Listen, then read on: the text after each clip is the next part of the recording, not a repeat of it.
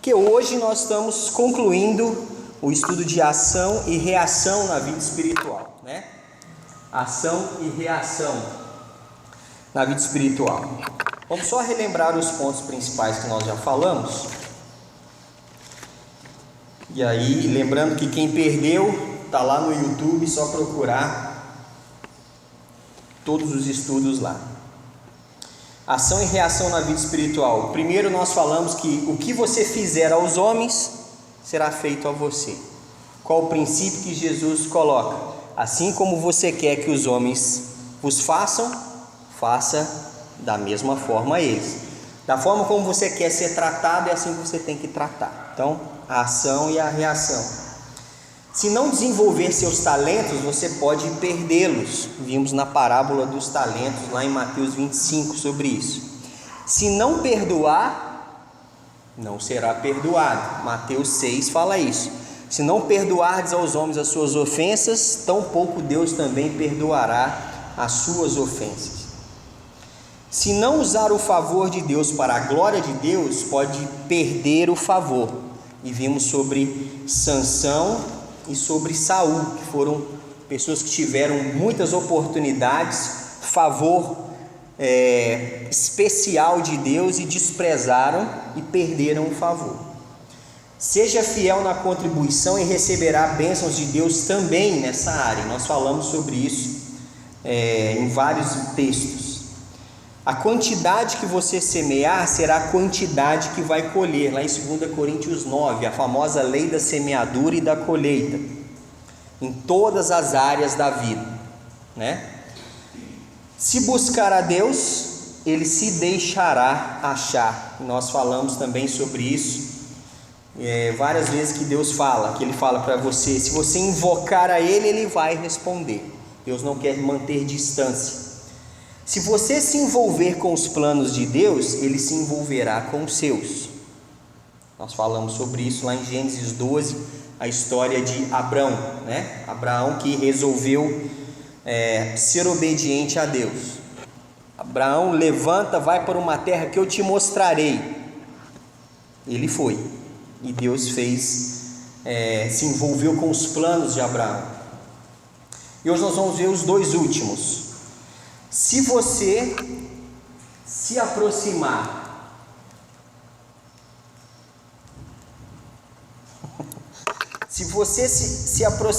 do que deveria se afastar, vai se afastar de quem deveria se aproximar.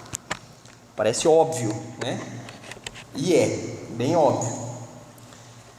Se você se aproximar do que deveria se afastar, certamente vai se afastar de quem deveria se aproximar. Então lembre-se que se você se aproximar do que deveria se afastar, você vai se afastar de quem deveria se aproximar. Então vamos ver esses trechos, esses versículos, para a gente compreender melhor o que nós temos para refletir sobre isso. João 9:31. João 9:31.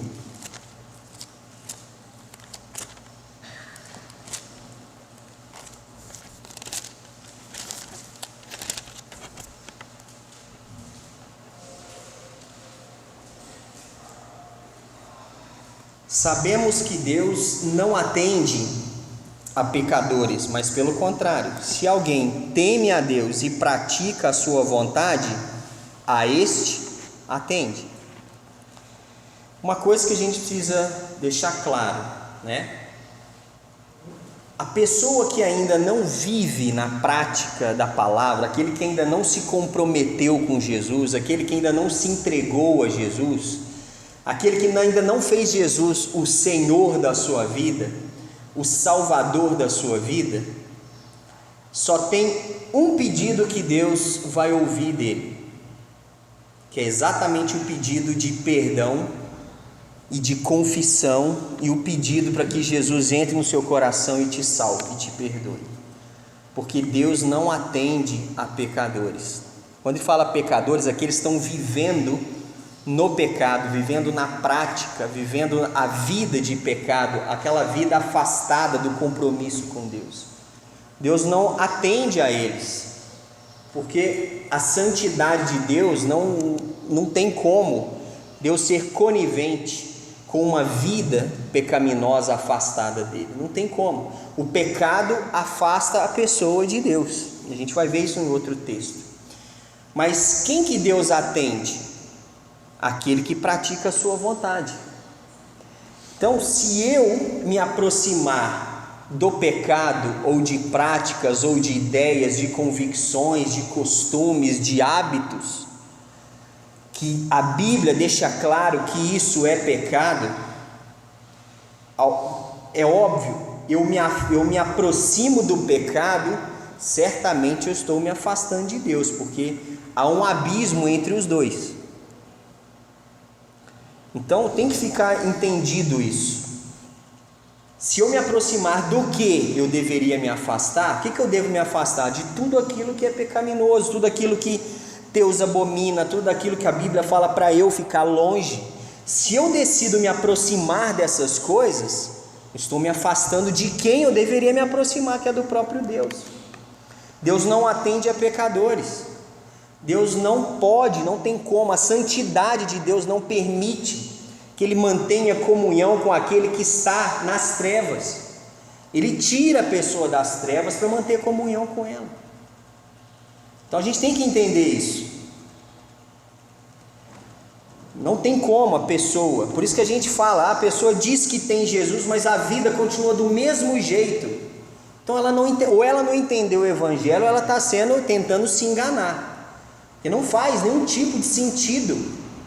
A pessoa diz que está na luz, mas está vivendo nas trevas. Lá em 1 João fala muito isso.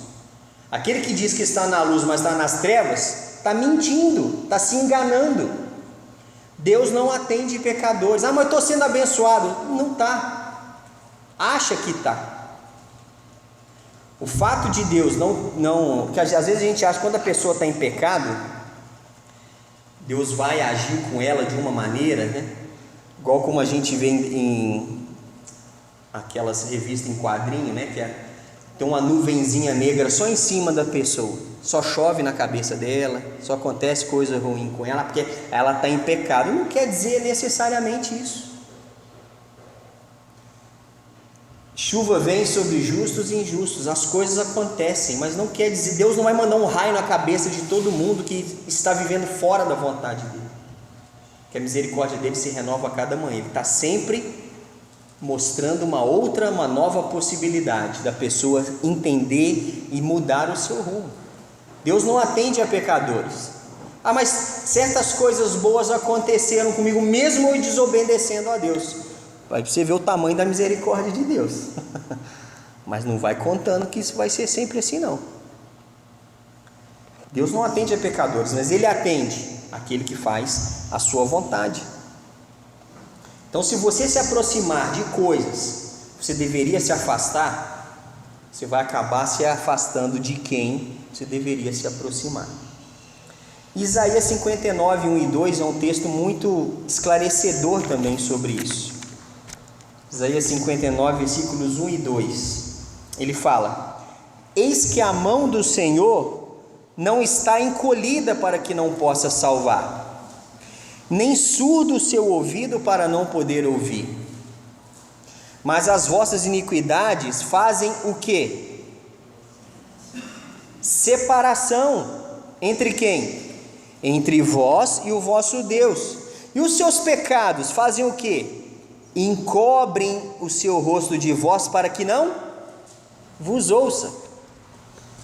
Quase tem ninguém usando a mesma versão da Bíblia que eu, né? Por isso que eu falo, o que está falando? Eu falo, mas não é isso que está escrito aqui não. Mas o sentido é o mesmo, tá? Mesmo que mudem as palavras, o que está claro é exatamente isso. Deus quer agir na sua vida? A mão dele está encolhida? Não, Ele quer. Mas o que afasta você de Deus? Pecado. Os seus pecados, os meus pecados, as nossas iniquidades fazem separação entre nós e Deus. E esses pecados fazem com que Deus não ouça, não nos atenda, até que a gente se arrependa e mude nossa atitude. Então isso é muito importante, muito sério. Tem muita gente que escreve essa frase na contracapa da sua Bíblia: ou o pecado me afastará deste livro, ou este livro me afastará do pecado. É muita ilusão achar que enquanto nós estamos vivendo uma vida de pecado, ou que estamos supostamente certos à nossa própria visão, que Deus vai, não, ele está fazendo 30% de coisa certa e 70% de errada, vou quebrar o galho dele por causa dos 30%. A Bíblia o tempo todo te encoraja a viver com inteireza de coração na presença de Deus. Ser inteiro, não é 30%, é inteiro. Então, se eu me aproximar 30% daquilo que Deus fala para eu me afastar, eu estou me afastando dele. Não tem como andar de mãos dadas. Só tem um jeito de um pecador andar de mão dada com Deus: se Jesus é a pessoa que liga um e outro. Mas para que isso aconteça, a vida de pecado tem que ser deixada de lado. É impossível estar de mão dada com Jesus no pecado não tem como. Isso é improvável, é impossível. Não tem condições. Então, você se preocupa em saber o que você faz, fala, ou age, pensa, é pecado ou não? Será que nós temos esse tipo de preocupação? Ou a gente não se preocupa? Não tem ninguém vendo, não estou matando ninguém, não estou prejudicando ninguém, é o que eu gosto, é o que eu quero. Até porque na maioria das vezes todos nós gostamos da totalidade, né? É. A refeição completa. É. O trabalho mesmo inteiro recebe metade. Então, fazendo esse tipo de associação fica mais fácil a gente entender, né? Ou se Deus fizesse assim: você não quer viver 100% da minha presença? Não, tudo bem. Vou arrumar só um quarto e sala lá no céu para você, sem contato comigo, hein? Não vem querer passar tempo comigo, que nas ruas de ouro, não vai não. Não vai não. Não tem isso. Com Deus é o seguinte: ou é tudo ou não é nada. Então eu tenho que decidir isso. Isso é uma decisão diária, um princípio de vida. Quando você lê a Bíblia com o propósito de entender se o que você está fazendo, você confronta o que você lê com o que você faz, com o que você pensa, para ver, acho que esse tipo de pensamento que eu estou tendo, ele é errado, vou mudar de ideia. Olha, eu li aqui que eu acho que eu estou fazendo é pecado, eu vou deixar de fazer isso, porque eu quero obedecer a Deus. A gente faz isso? Ou a gente ignora, a gente escolhe, né? O que a gente quer praticar? Não. Deus não atende a pecadores, mas aquele que faz a sua vontade, a esse atende. Os nossos pecados causam separação. Pecado na nossa vida tem que ser um acidente de percurso. Somos pecadores ainda por natureza? Sim. Mas quando Jesus assume o controle, a natureza que controlava, ela sai do volante e fica sentado lá atrás no fundão da van. Fica lá sentado esperando para ver. Vamos ver até onde Jesus vai ficar comandando isso aí. Na hora que a pessoa começar a não permitir ou não dar oportunidade para Jesus continuar sumindo, aquela natureza vai rapidinho: não está não, eu vou voltar então. Por isso que a Bíblia fala o tempo todo: a carne milita contra o espírito contra a carne, porque são opostos entre si, para que não façais o que porventura seja do vosso querer, porque a gente sempre vai querer fazer aquilo que não deve. É natureza caída. Por isso que a gente precisa de Jesus o tempo inteiro nos orientando. Por isso que a gente precisa da Bíblia, conhecer a Bíblia, entender o que Deus quer, a gente ser o mais obediente possível, desfrutar melhor de tudo aquilo que Ele tem para a nossa vida, nos prepararmos principalmente para um dia encontrarmos com Ele. seja no dia que ele voltar, ou seja no dia que a gente deixar de existir, deixar de respirar nesse mundo, vamos nos encontrar com ele para prestar contas. Então o pecado tem que ser um assunto que a gente tem que lidar com isso de uma forma séria, porque se eu me aproximar do que eu deveria me afastar, eu vou me afastar de quem eu deveria me aproximar. Isso não é decisão de Deus, que Deus não quer se afastar, a mão dele não está encolhida. A decisão do pecado não é de Deus, ele já resolveu esse problema, não já? Mas Deus então quer que tudo seja do jeito dele. Aí tem a turma da personalidade forte, né? Deus também quer que tudo seja do jeito dele, você também não quer? Você está reclamando que Deus quer a coisa dele? Ele criou você, ele criou o mundo, quem cria manda, não é assim?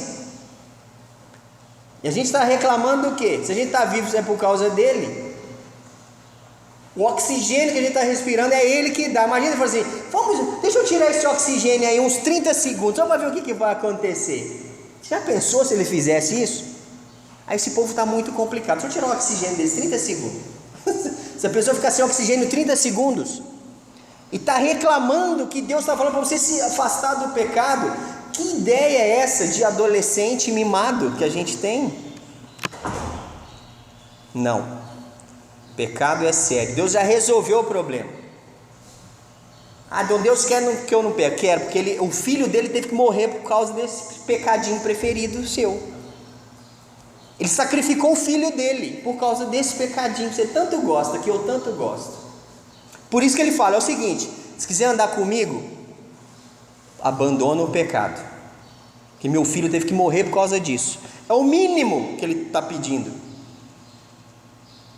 E ele está mais do que justo e certo. Ele nem tinha que fazer isso. Ele já criou tudo, a gente ainda pecou. O que a gente merece? Merece o inferno, é o que nós merecemos. Mas a mão dele não está encolhida para que não possa salvar, nem surdo se ouvido para não poder ouvir. Olha que coisa. Ainda tem gente que acha ruim que Deus determinou que as coisas têm que ser dessa forma. É claro, o maior preço quem pagou foi ele. Então ele tem todo o direito de determinar a forma que tem que ser feita as coisas. Então se eu me aproximar do que eu tenho que me afastar, eu vou me afastar de quem eu deveria me aproximar. E o último, a última ação e reação.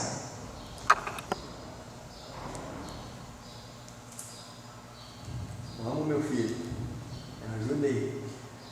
A parte da Bíblia que vai funcionar na sua vida será aquela que você escolher crer. Parece que não faz muito sentido, mas vamos ver aqui. João capítulo 9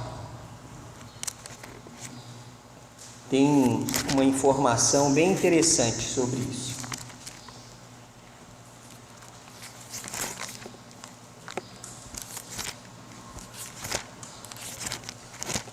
João capítulo 9.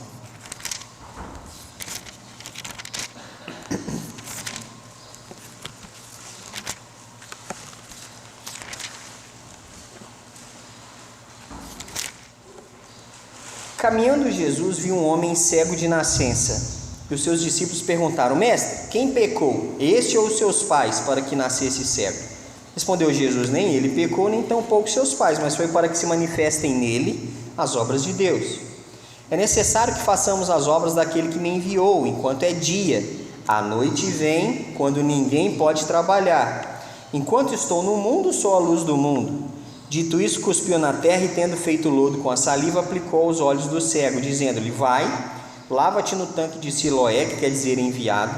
Ele foi, lavou-se e voltou vendo. Então os vizinhos e os que dantes o conheciam de vista como mendigo perguntavam: Não é este o que estava sentado pedindo esmolas? Uns diziam: É ele, outros: Não, mas se parece com ele. Ele mesmo, porém, dizia: Sou eu.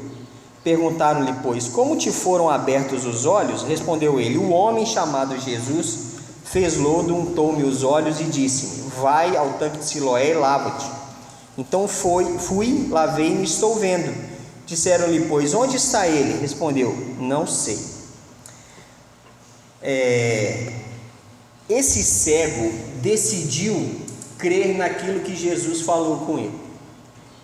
Não fazia nenhum tipo de sentido uma pessoa fazer um lodo, uma lama, passar no seu olho e falar: vai lá no tanque de Siloé, se lava que você vai enxergar. Nunca ninguém tinha feito isso. Não existia, não era um remédio, não era algo que tinha um porquê disso ser feito. Mas ele decidiu crer? Decidiu. Ele decidiu obedecer? Decidiu. Qual o resultado? Funcionou? Funcionou. A prova da sua fé foi que ele foi até o tanque de Siloé e se lavou. Mas o que fez ele voltar a enxergar? Foi o lodo? Foi a fé dele. Ele decidiu crer, e isso que funcionou. Jesus poderia falar assim: você vai enxergar agora. Poderia. Mas por que Jesus fez? Não sei, eu não sei porquê, mas ele decidiu fazer dessa maneira. Algumas pessoas, Jesus falou assim: levanta e anda. Levantou e andou, porque a pessoa creu. O remédio foi o mesmo, a fé. Ele creu, e isso funcionou. E é assim que as coisas andam, né? Olha o capítulo 11 de João, versículo 25 e 26.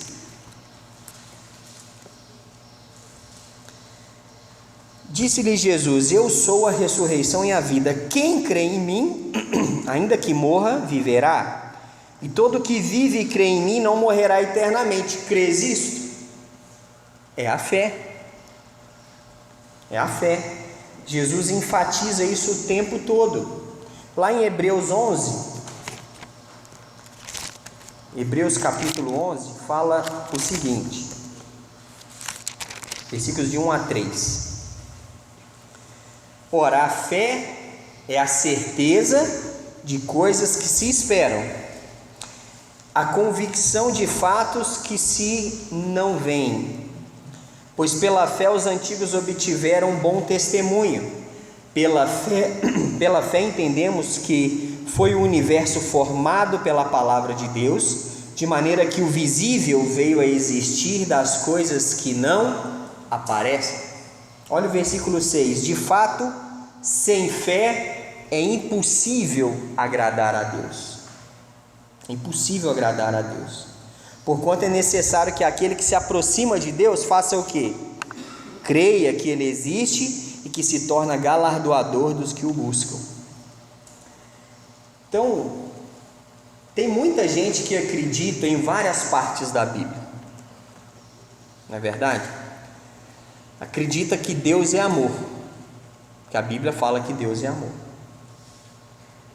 Mas ela não acredita que para ela viver o amor de Deus, ela tem que abandonar o pecado. É cômodo acreditar que Deus é amor, não é? É uma notícia boa. Mas às vezes o pecado, tem que abandonar o pecado? Porque às vezes abandonar o pecado é entendido para o povo como: a religião não permite, não é isso? Não é esse tipo de associação? Mas tem alguma coisa tem a ver com a outra? Tem muita coisa que a religião permite que a Bíblia fala que é pecado. Tem muita coisa que a Bíblia fala que não é pecado e a religião proíbe. Tem muita coisa que a Bíblia fala que é pecado e a religião também fala que é pecado. E tem os inversos.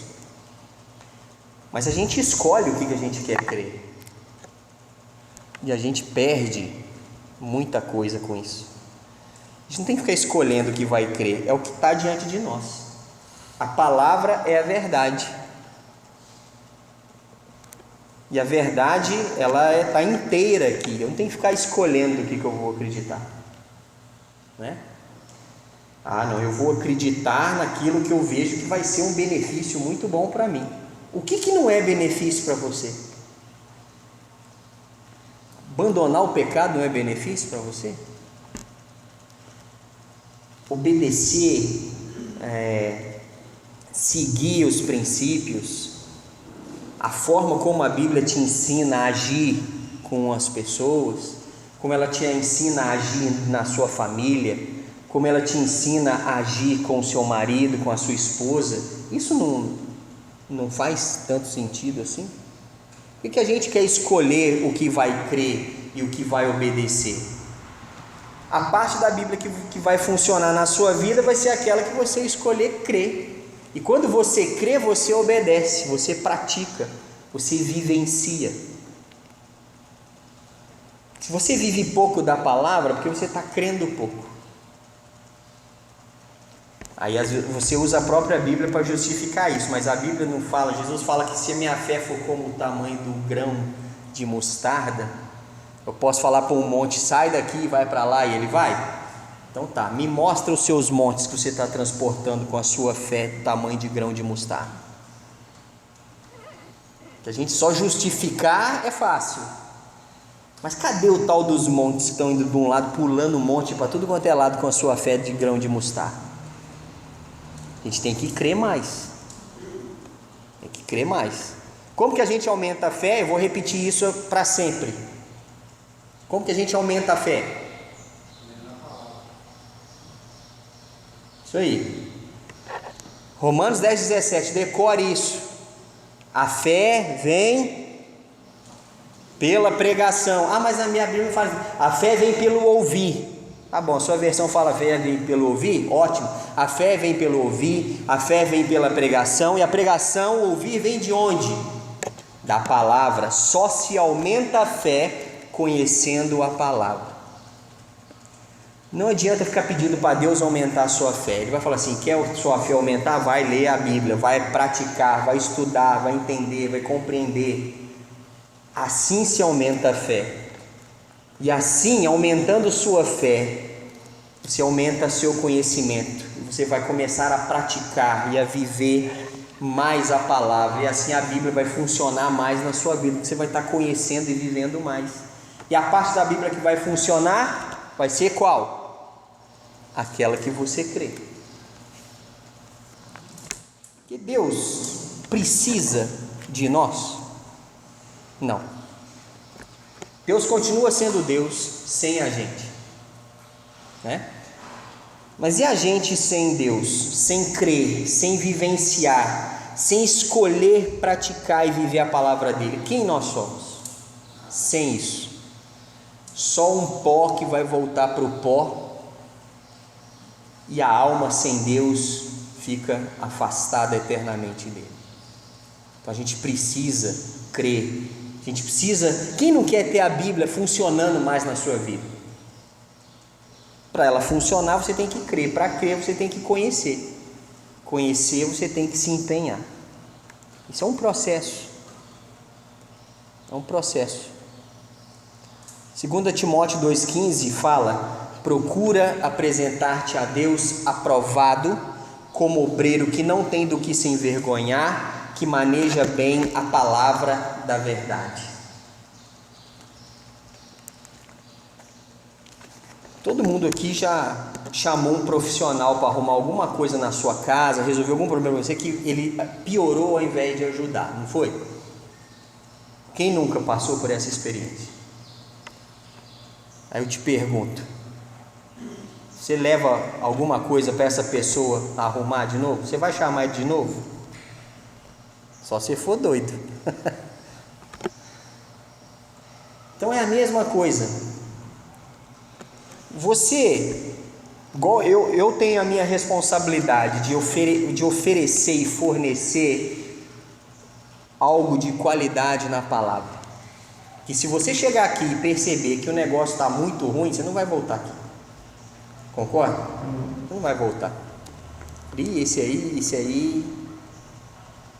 Não estou vendo substância, não estou vendo. Eu vou procurar uma coisa que eu vejo que a pessoa sabe manejar melhor a palavra.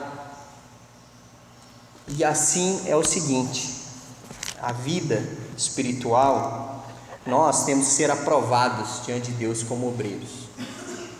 Não nos envergonhamos diante de Deus.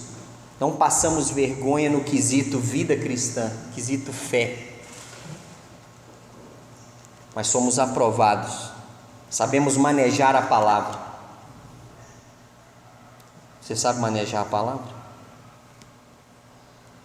Você consegue mostrar alguma coisa? Se alguém chegar para você falando assim, aqui eu quero ter Jesus também, você sabe fazer isso? Mostrar para ela dentro da palavra como ela pode nascer de novo? Se alguém está precisando de uma orientação, o que você faz? Questão do vestibular da fé. Alguém chega para você pedindo uma orientação sobre como ela pode ser salva. Opção A, você mostra para ela na palavra. Opção B, você fala para ela procurar no Google. Opção C, você chama o pastor, que é ele que tem que resolver isso. Opção D, nenhuma das anteriores. Qual que normalmente o povo assinala? Chama o pastor, não é assim? E o dia que o pastor não estiver disponível, o que você vai fazer? A pessoa vai para o inferno, não vai deixar passar a oportunidade? Ou você vai aprender? Vai manejar a palavra como um bom obreiro, vai ser aprovado como obreiro que não tem do que se envergonhar. São decisões. Ah, mas eu não consigo aprender isso não. Consegue.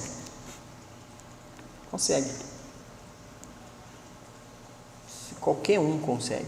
Até quem não sabe ler, sabe conduzir pessoas a Jesus. Desde que ela entenda, creia nisso e viva isso. Porque a parte da Bíblia que vai funcionar na sua vida vai ser aquela que você escolher crer. Bem-aventurado aquele que escolhe crer em tudo, não só no que ele acha mais conveniente.